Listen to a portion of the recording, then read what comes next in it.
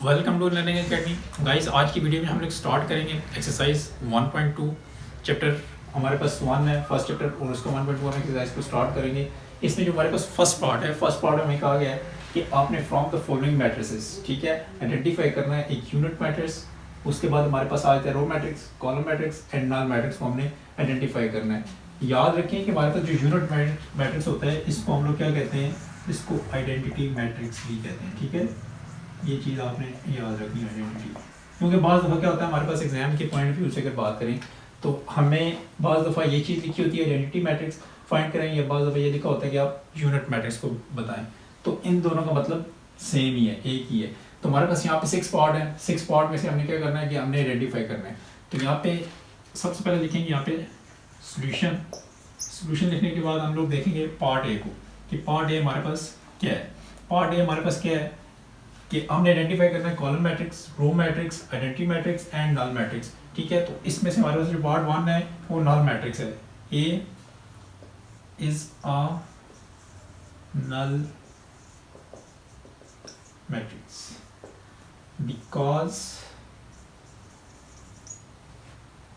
हमारे पास क्या है, इसके अंदर जितनी भी एंट्रीज हैं, ठीक है, अगर हम इनको देखें तो हमारे पास सारी एंट्रीज क्या है, 0 हैं। तो हम इन क्या कहेंगे, तो ये मैट्रिक्स हमारे पास क्या है, ये नल मैट्रिक्स है। इसी वजह से क्योंकि हमारे पास जितनी भी एंट्रीज है ये हमारे पास क्या अंदर जीरोज वैल्यूज हैं। इसकी डेफिनेशन अगर हम लोग लास्ट टाइम हमने लास्ट वीडियो में देखी थी कि इसकी जो भी डेफिनेशन है हमारे पास नल मैट्रिक्स की, कि इसके अंदर जितनी भी आइडेंटिटीज होंगी वो क्या होंगी, 0 होंगी। तो हम उसको क्या कहेंगे, ये नल मैट्रिक्स है। तो ए इस तरह हमारे पास क्या होगा, नल मैट्रिक्स होगा। और उसके बाद हमारे पास बी आ जाएगा, बी हमारे पास होगा, बी हमारे पास 2 3 4 सिर्फ ए की क्या है हमारे पास रो है, तो हम इसको क्या कहेंगे, ये रो मैट्रिक्स है। B is row matrix. ठीक है, इसको डेफिनेशन के मुताबिक हम कहें तो ये बी मैट्रिक्स हमारे पास क्या है, रो मैट्रिक्स है। सी को देखें तो सी हमारे पास क्या है, ये कॉलम मैट्रिक्स है। सी को यहाँ पे लिखेंगे इज अ कॉलम मैट्रिक्स। क्यों, क्योंकि ये हमारे पास डेफिनेशन के मुताबिक देखेंगे तो हमारे पास सिर्फ एक क्या है, कॉलम है, हमारे पास कोई और रो नहीं है। तो इसको हम क्या कहेंगे, ये हमारे पास कॉलम मैट्रिक्स है। डी को देखें तो डी हमारे पास आ जाएगा,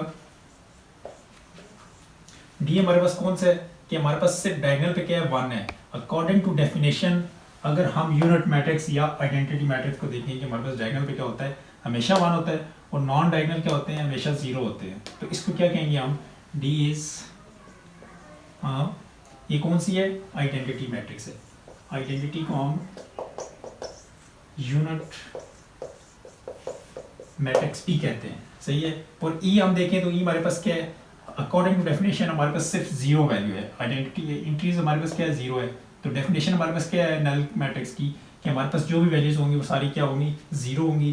तो ये हमारे पास क्या है, ए की हमारे पास 1 रो 1 कॉलम है और वो भी क्या है, 0 है। तो ई को भी हम क्या कहेंगे, ये हमारे पास नल मैट्रिक्स है। आगे आप लोग लिख सकते हैं यहाँ पे बिकॉज उसकी डेफिनेशन नल मैट्रिक्स हम क्यों कहते हैं, क्योंकि हमारे पास जितनी भी एंट्रीज है वो 0 है। ठीक है, और एफ हमारे पास क्या है कि सिर्फ उसमें एक ही कॉलम है। तो एफ को क्या देंगे हम, F is a column matrix. ठीक है, क्योंकि हमारे पास सिर्फ एक कॉलम है और आगे रो कोई भी नहीं है, सिर्फ एक कॉलम है, ए 3 रोज हैं। तो हम क्या कहेंगे, सिर्फ हमारे पास यहाँ पे कॉलम है, तो ये हमारे पास कॉलम मैट्रिक्स होगा। तो इसी तरह हम लोग जो है ना एग्जाम के पॉइंट ऑफ व्यू से हमसे पूछे जा सकते हैं कि आप हमारे पास जो है ना कुछ पार्ट दे देंगे और उससे हमें कहेंगे कि आप लोग इसमें आइडेंटिफाई करेंगे कौन कौन से मैट्रिक्स हैं। तो जब आपको डेफिनेशन का पता होगा सारे मैट्रिक्स की, जितनी भी मैंने पीछे प्रीवियस वीडियोस के अंदर बताया गया, हमारे पास 10-12 जो है ना इसकी टाइप्स हैं, तो उनकी डेफिनेशन आपको पता होगी, तो तब भी आप ये क्वेश्चन सॉल्व कर सकते हैं। काफ़ी ईजी है। ठीक है, जस्ट आपने क्या करना है कि आपने डेफिनेशन को याद रखना है और इनको सॉल्व करना है।